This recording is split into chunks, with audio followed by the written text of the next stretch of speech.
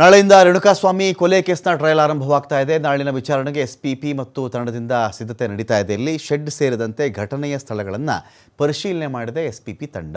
ಏನಾಗುತ್ತೆ ನಿಮಗೆ, ಒಂದು ಕಡೆ ಕೊಲೆಯಾಗಿ ವರ್ಷ ದಾಟಿಬಿಟ್ಟಿದೆ, ಅವತ್ತಿಗೆ ಹೋದಂಥ ಸ್ಥಳ, ಅವತ್ತಿನ ಪರಿಶೀಲನೆ, ಅವತ್ತಿನ ವರದಿ, ಆನಂತರ ಇದೇ ವಕೀಲರು ಬೇಕಾದಷ್ಟು ಬೇರೆ ಬೇರೆ ಕೇಸನ್ನು ನೋಡಿರಬಹುದು ಅಲ್ವೇ.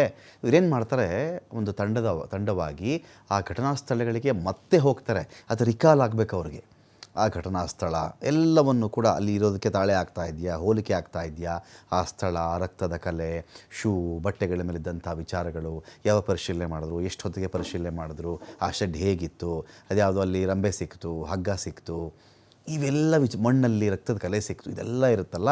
ಆ ಸ್ಥಳಗಳಿಗೆ ಹೋಗಿ ಒಂದು ಮ್ಯಾನಿಫೆಸ್ಟೇಷನ್ ಇರುತ್ತೆ ವಕೀಲರುಗಳ ಕಡೆಯಿಂದ. ನಾಳೆ ದಿನ ನಾನು ಕೋರ್ಟಲ್ಲಿ ನಿಂತ್ಕೊಂಡಾಗ ನಾನು ಯಾವ ವಾದ ಸರಣಿಯನ್ನು ಹೇಗೆ ನಾನು ಶುರು ಮಾಡ್ಕೊಂಡು ಹೋಗಲಿ ಅಂತ ಬಂದಾಗ ಅವ್ರಿಗೇನಾಗುತ್ತೆ, ಈ ಪೇಪರಲ್ಲಿ ಓದ್ಕೊಳ್ಳೋದು ಬೇರೆ, ಒಂದು ವರ್ಷದಿಂದ, 1.5 ವರ್ಷದಿಂದ ಅದನ್ನು ನೋಡಿದ್ದದ್ದು ಬೇರೆ. ಇವತ್ತಿಗೆ ಹೋಗಿ ನೋಡಿಕೊಂಡು ಬಂದಾಗ ನಾಳೆ ಅದರ ಬಗ್ಗೆ ನಾನು ಮಾತನಾಡುವುದು ಬೇರೆ. ಸೊ ಆ ಕಾರಣಕ್ಕೆ ಏನು ಮಾಡ್ತಾರೆ, ಆ ತಂಡ ಹೋಗಿ ಅಲ್ಲಿ ಪರಿಶೀಲನೆ ಮಾಡ್ಕೊಂಡು ಬಂದಿದ್ದಾರೆ.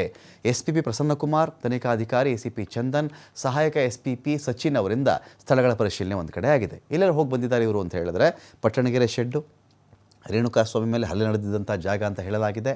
ರೇಣುಕಾಸ್ವಾಮಿ ಕೈ ಮುಗಿದು ಬೇಡಿಕೊಂಡಿದ್ದಂಥ ಸ್ಥಳ, ರೇಣುಕಾಸ್ವಾಮಿ ಶವವನ್ನು ಬಿಸಾಡಿದ್ದರು ಎನ್ನಲಾಗಿರ್ತಕ್ಕಂಥ ಅಪಾರ್ಟ್ಮೆಂಟ್ ಬಳಿಯ ಒಂದು ಸ್ಥಳ. ಸೊ ಎಲ್ಲ ಸ್ಥಳಗಳಿಗೆ ಹೋಗಿ ಅವರು ಒಂದು ರೀತಿಯಲ್ಲಿ ಒಂದು ಮೈಂಡಲ್ಲೇ ಅದನ್ನೇನು ಮಾಡ್ತಾರೆ, ಒಂದು ಮಹಜರು ಮಾಡ್ಕೊಂಡು ಅವರು ಕೂಡ ಬಂದಿರ್ತಾರೆ.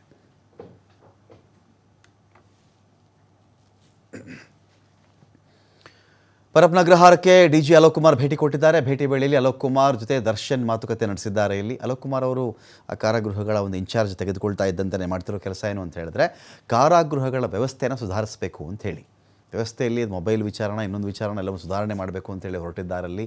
ಅಲ್ಲಿ ಬೇಕರಿ ಪದಾರ್ಥ ತಯಾರು ಮಾಡುವವರಿಂದ ಹಿಡಿದು, ವೈದ್ಯರುಗಳಿಂದ ಹಿಡಿದು, ಜೈಲು ಅಧಿಕಾರಿಗಳಿಂದ ಹಿಡಿದು, ಮೊಬೈಲ್ ಫೋನ್ ಸಿಗ್ತಾ ಇದೆಯಾ ಇಲ್ವಾ, ಎಲೆಕ್ಟ್ರಾನಿಕ್ ಡಿವೈಸ್ಗಳು ಹೇಗೆ ಬರ್ತಾ ಇವೆ, ಎಲ್ಲ ವಿಚಾರಗಳಿಗೆ ಸಂಬಂಧಪಟ್ಟಂತೆ ಸಾಕಷ್ಟು ಮಾಹಿತಿಯನ್ನು ಒಂದು ಕಡೆ ಅಲೋಕ್ ಕುಮಾರ್ ಅವರು ಸಂಗ್ರಹ ಮಾಡ್ತಾ ಇದ್ದಾರೆ. ಅಲೋಕ್ ಕುಮಾರ್ ಅವರೊಂದಿಗೆ ದರ್ಶನ್ ಮುಕ್ತವಾಗಿ ಮಾತನಾಡಿರೋದು. ಕಾರಣ ದರ್ಶನ್ಗೆ ಸೌಲಭ್ಯ ಸಿಗ್ತಿಲ್ಲ, ಅದು ಸಿಗ್ತಿಲ್ಲ, ಇದು ಸಿಗ್ತಿಲ್ಲ ಅಂತೇಳಿ ಪ್ರತಿ ಬಾರಿ ಕೋರ್ಟ್ಗೆ ಬಂದಾಗಲೂ ಕೂಡ ಸಹಜವಾಗಿ ಅವರು ಪೊಲೀಸ್ ಅಧಿಕಾರಿ ಅದನ್ನು ಅಬ್ಸರ್ವ್ ಮಾಡಿರ್ತಾರೆ. ಕಾರಾಗೃಹದ ಇನ್ಚಾರ್ಜ್ ಆಗಿರಲೇಬೇಕು ಅಂತ ಏನಿರಲಿಲ್ಲ. ಸೊ ಸಹಜವಾಗಿ ಕಾರಾಗೃಹದ ವಿಸಿಟ್ ಮಾಡಬೇಕಾದ್ರೆ ದರ್ಶನ್ ಬ್ಯಾರಕ್ ಕಡೆಗೂ ಕೂಡ ಹೋಗಿ ವಿಸಿಟ್ ಮಾಡ್ಕೊಂಡು ಬಂದಿದ್ದಾರೆ. ಸಾಕಷ್ಟು ರೌಂಡ್ಸ್ ಹಾಕಿದ್ದಾರೆ ಅಲ್ಲಿ ಅಲೋಕ್ ಕುಮಾರ್ ಅವರು.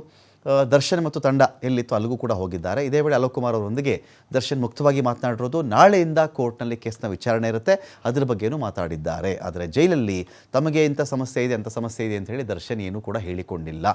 ಸೌಲಭ್ಯಗಳ ಬಗ್ಗೆ ಅಲೋಕ್ ಕುಮಾರ್ ಪ್ರಶ್ನೆ ಕೇಳಿದ್ರು ಕೂಡ ಯಾವುದೇ ಕುಂದುಕೊರತೆಯನ್ನು ಆರೋಪಿ ದರ್ಶನ್ ಹೇಳ್ಕೊಂಡಿಲ್ಲ. ಏನಪ್ಪ ದರ್ಶನ್, ಎಲ್ಲ ಓಕೆನಾ? ಏನಾದರೂ ಸಮಸ್ಯೆ ಇದೆಯಾ? ಏನಿಲ್ಲ ಸರ್, ಆರಾಮಾಗಿದ್ದೇವೆ. ಟ್ರಯಲ್ ಶುರುವಾಗಿದೆ ಅಲ್ವಾ? ಯಾವ ಕೇಸ್ ಇರೋದು? ಕೊಲೆ ಕೇಸ್ ಟ್ರಯಲ್ ಶುರುವಾಗಿದೆ ಸರ್. ಡಿಸೆಂಬರ್ 3ರಂದು ಒಮ್ಮೆ ವಿಚಾರಣೆ ನಡೆದಿದೆ, ಮತ್ತೆ ಡಿಸೆಂಬರ್ 17ಕ್ಕೆ ವಿಚಾರಣೆ ಇದೆ ಸರ್. ಜೈಲ್ನಲ್ಲಿ ಏನಾದರೂ ಸಮಸ್ಯೆ ಇದೆಯಾ? ನಾವು 5 ಮಂದಿ ಆರಾಮಾಗಿದ್ದೇವೆ. ಏನಪ್ಪ ದರ್ಶನ್, ಎಲ್ಲ ಓಕೆನಾ? ಏನಾದರೂ ಸಮಸ್ಯೆ ಇದೆಯಾ?